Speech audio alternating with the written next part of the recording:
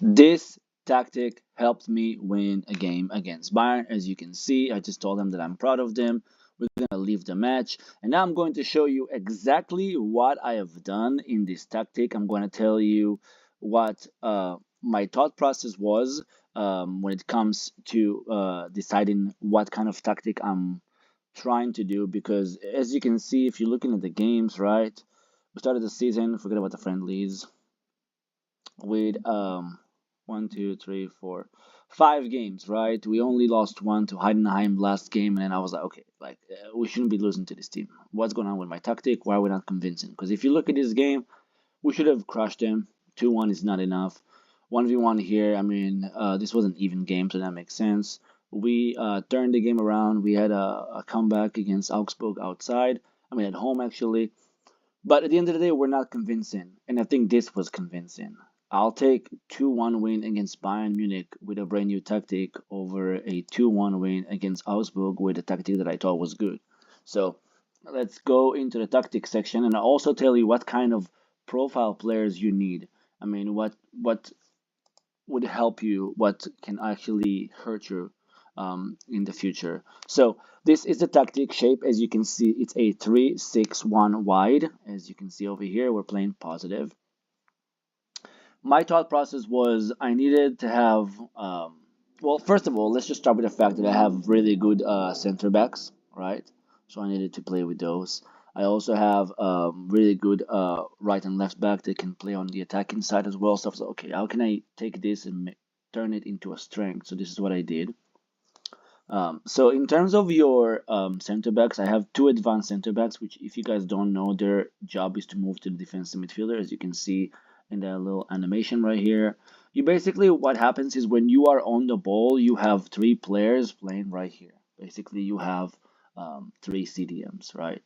Help you control the ball. This guy is staying no nonsense, is staying in the back, which is actually really good. This is actual position, no nonsense center back, and I just bought him, so I mean, he's a beast. I call him Karma. I'm just kidding. I call him Karim. If you know the song, let me know. But anyway, bro. So this guy actually helped me. Being a non-nonsense center back, he's like we still need someone to stay at the back and not take too many chances. So we play with Koulibaly right here as a non-nonsense center back.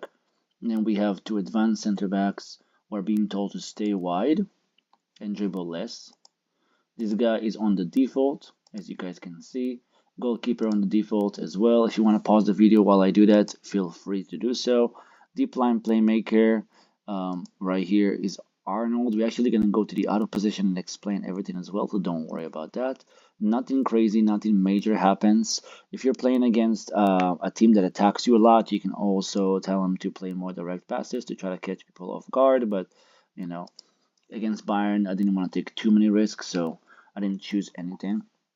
And then we have 2 channel midfielders. My goal is to basically have 2 players to run in between the center back and the wing back or the fullbacks that they have and occupy that space.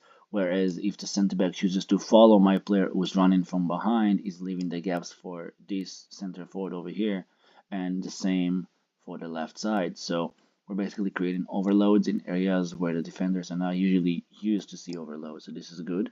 Then we have an advanced playmaker right here. As you all know, in Football Manager 2026, they actually did this correctly, where this playmaker is not really getting into the same position as this playmaker. He stays at the back, he stays up top. Once we are playing around and trying to build in the back, he's going to help us make the play, hence why he's a deep line playmaker. Okay. Then we have this guy, an advanced playmaker. Once we do pass the halfway line, he's going to help us make the play right outside the box. So these channel midfielders are all being told to. This guy is actually not supposed to stay wide. I don't know. I guess I changed it when the game started because I forgot. But what the hell?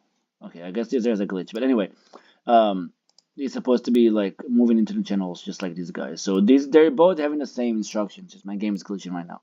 They're both having moving to channels, passing short, dribble more, make more runs, and then shoot less often. Because I just don't want you to blast the ball as soon as you get into position. Like look for a pass. It's also really good. Advanced playmaker, dribble less. I don't want you to dribble with the ball and go crazy. I want you to sit here and choose the right pass because you're taking more risks. When you're here outside the box, don't just shoot. Look for the right pass. Unless you have an advanced playmaker who has like 15 or 16 in long shots, tell him to shoot more, because why not? This is usually what you don't see happen a lot with advanced playmakers. I told him to play with his back to the goal and hold up the ball, and it actually helps us building from the back and bringing more players to the front, which is good. I also told him to take more risks. So once we are here in this part, I don't want you to just play it safe, because you're not shooting, you're not dribbling. What are you gonna do? Take more risk and play more direct. Passes to the left, passes to the right. It's really important. Striker on a center forward, nothing really crazy, just shooting more often and taking more risks with his passing. And then these ones are the most important parts of the entire tactic. You have a wide midfielder, and they are both being told to stay wide and cross to the target forward. As you guys can see, stay wide, cross the target forward. This guy's running wide with the ball. I wanted this guy to be a little bit closer to him, so I don't want it to be just predictable and do the same thing on either side, so we gotta change it up a little bit sometimes. And then, so what kind of profile players you need? You need a center backs that know how to play with the ball so you can build from the back. These guys can do it, right?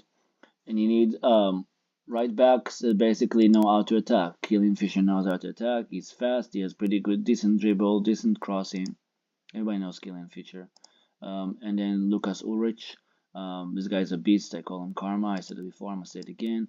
It's crazy. Like, he's all well around. It's kind of like Valverde, where he has everything yellow. Valverde has more greens, but in general, like, he's all well-rounded player, which is what I like. I like to have versatile players as well. And then, so you need players who are gonna be wide players to know how to attack and how to defend as well. You know, if you have 13 dribbling and 13 crossing, but you have like 5 on tackling, you're more of an attacking player, and I don't need you to play here. As for example, you have this guy that I just bought, super good guy. He's really good on attack. He's worth, I spent $20 million on him, I think, or 20 something, and now he's worth almost $82 million. He's really good on attack, really good dribbling, really good flair, but he doesn't really know how to defend. If I'm playing against a lower team, sure, he'll be dominating this side on the attacking side, but once we lose the ball, he needs to be able to defend. So against Bayern, I needed somebody to be defending, kind of like a well-rounded, kind of like Denzel Dumfries, you know, or Alphonso Davies, who can defend and attack as well. So this is the kind of players. Your deep line playmaker needs to be able to be really, really good at passing, and really, really good at what he does. You know, everybody knows Maximilian Arnold, so we know the type of player. He sits perfectly on this box, which is really good. Normally, I would have this guy. I mean, this guy is a freaking, like, he's a machine. 6'6", 15 pace. Like, what's going on, bro? This guy is crazy. I don't know what you're eating over there in Germany, but damn, bro, you're going crazy, bro. You're going absolutely crazy. So, but he's in bad form right now. So, but I know his capabilities. I know he's a good player, but he's in bad form. He didn't really start the season well. So he did score 2 goals, but the past couple of games he really didn't do much. So I punished him. I put him right here, as you can see. This guy came back from injury, so he's not really doing that well. I guess he's still not fit enough, but he played pretty well during the game. Didn't really have too many issues. Now going to the out of possession, we have pressing fullbacks and pressing center midfielders. We want to take the ball away from them as fast as possible. This guy is being told to stay up and stay in the middle. Same for this guy, stay up, stay in the middle. A lot of my players are going to have, you know, these guys don't really have anything specific, but if you look at these players right here, you know, you have Mark Titer, you know, Mark Titer. Apart from the wingbacks, I think they are all set to Mark Titer. Let me see. Yeah, apart from the wingbacks, everybody's set to Mark Titer and tackle harder, like for the defenders. As you can see here, these are the positions. 3 center backs. You don't want to try to be too crazy with this. A goalkeeper, defensive midfielder, 2 pressing wingbacks, 2 pressing midfielders, and then outlet attacking midfielders who stays up for a counter, which means we're gonna try to attack from the middle. But this is the most interesting part. If you look at my in position statistics actually, we did pretty well against Bayern. I'll show you the result in a second, but like, you have passing directness, standard. We're playing much wider, so we need to take up the entire pitch and force them to chase us, which is really good. Creative freedom, we stand unbalanced. We're gonna be counter-attacking. We're not gonna waste any time. This is not my play style.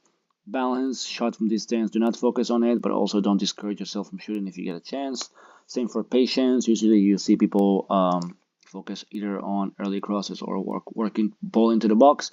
I just go with standard because this is like what I believe in. It's what I do. Dribbling, I want to encourage you to dribble and floated crosses because I have really tall strikers. And then balanced run, don't overlap, don't underlap, just be balanced, dribbling encourage, as you can see, progress through. Doesn't really matter where, as long as you find the opening, you pass the ball slowly. And then pass reception, feet or space. I'm gonna let their judgment and their decision making and knowing if they should pass the ball short or just pass the ball into space. As you guys can see, this is the build-up, balanced, mixed goal kicks, balanced build-up strategy, and then distributing the balls to the deep line playmaker. So instead of playing from the back, because if I were to pass the ball to the center backs, I would be basically forced to, you know, like play from the back, and and we might be losing the ball. So we're not focusing on a lot of things, which is good. Out of possession, we have cross engagement balance. This is balanced. We are pressing the goalkeeper, and we're playing with a much higher line with a higher press. So we're like basically choking every opponent. I have done this against Bayern, and it looked amazing. With much more on the trigger press, counter pressing, and get stuck in. Now, if you look at the actual game stats themselves, we have obviously, I don't expect to control the possession because we're not actually a possession-based team against Bayern. We're not trying to do that. Maybe against other teams, this is what I do, but against this team with 3 defenders, no, didn't expect it. 12 shots, 6 on targets, beautiful, 1.81 xG, and then we had 5 corners, 85% passes completed, which usually I have a higher, but against such a good team, it's so hard. Crosses completed 19%. We both had the same amount of fouls, and then distance covered the same. And average rating, my average rating was actually better than theirs. So this is what, like, I'm telling you, like, if you build a correct tactic, you can beat any team at any given moment. So this was good. Now, if you guys want me to make any more tactics, let me know. I've covered recently the best way to negotiate contract with people. So if you want to see that, I'm going to link it at the end of this video. I also am planning to make a video teaching you guys how to hire the best staff. I'm also going to make a video explaining how to create the best training based on your tactics specifically. So be sure to look out for those videos. But like I said, I've been YoBoyClassy. Hopefully you like this video. If you do, subscribe. If not, that's okay. I'll see you on the next video.